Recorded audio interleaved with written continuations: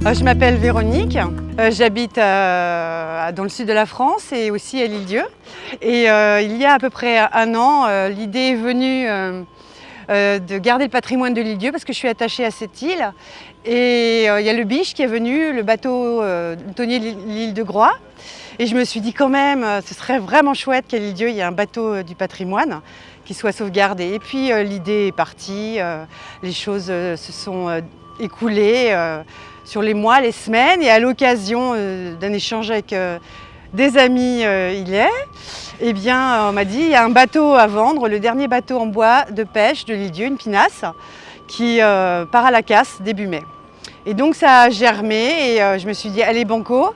Je suis allée rencontrer le propriétaire, Jean-Marie, qui le vendait ou alors il le mettait à la casse. Je lui ai dit allez, je te l'achète. Et puis Vincent Turbet, qui est Bosco sur YouContinent, était partant, donc on l'a acheté tous les deux.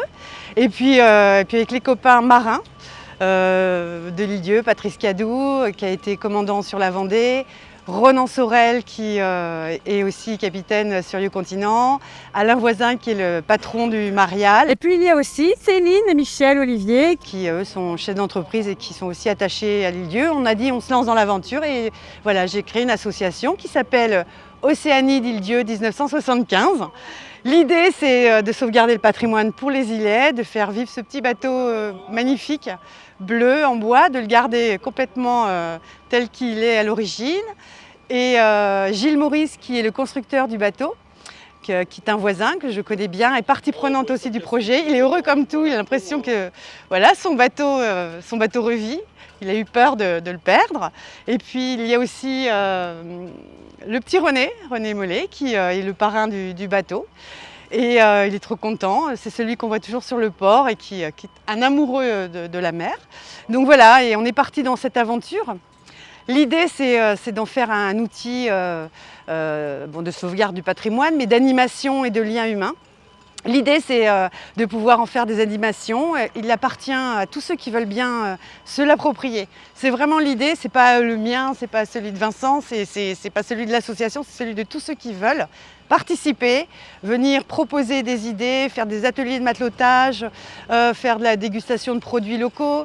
Qu'est-ce qu'on pourrait y faire d'autre? De la lecture de cartes, faire découvrir la pêche aux enfants. Peut-être se rapprocher de l'ESAT où est le petit René et puis proposer à des personnes différentes de aussi mettre le pied sur un bateau. On a des tonnes d'idées, des photos de mariage et toute autre chose que les uns et les autres pourront proposer. Ce n'est pas nous qui décidons, c'est une association et c'est collectif.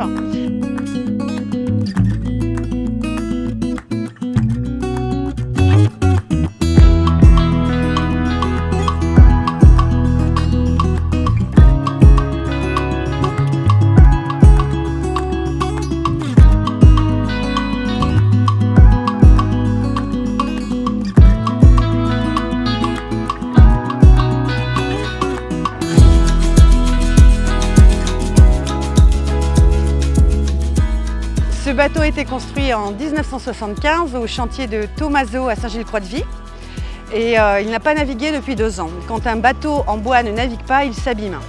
Donc il a subi les intempéries et puis aussi les attaques sur la coque. Il y a un petit peu d'animaux et d'algues à enlever. Donc l'idée, c'est de le rénover parce qu'il faut commencer par là. Le rénover, il est passé de pêche en plaisance, ça y est. Donc il a des papiers. Et on ne peut pas le remettre à la mer comme ça, il faut vérifier tous ces aspects sécurité pour pouvoir emmener des gens dedans, évidemment.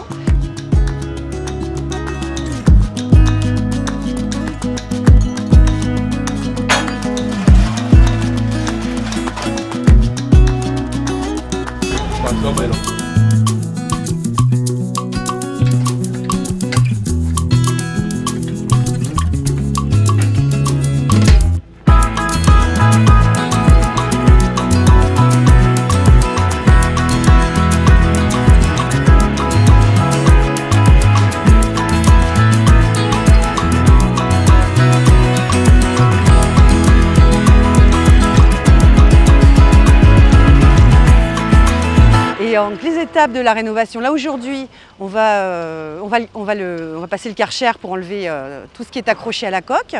Et puis on commence dès que possible et ça va durer au moins 15 jours. Mais il ne faut pas que ça dure trop longtemps parce qu'un bateau en bois, c'est bien dans l'eau. Autrement, la coque sèche, c'est une coque en acajou avec un pont en iroko. C'est quand même des matériaux assez nobles. Mais il y a quand même de la vérification de clous. Il y a de la vérification de bordées à faire. Il faut réétanchéfier le pont. Il faut faire une révision moteur et puis surtout tout gratter la peinture, le mettre à nu pour repartir sur quelque chose de neuf et de propre.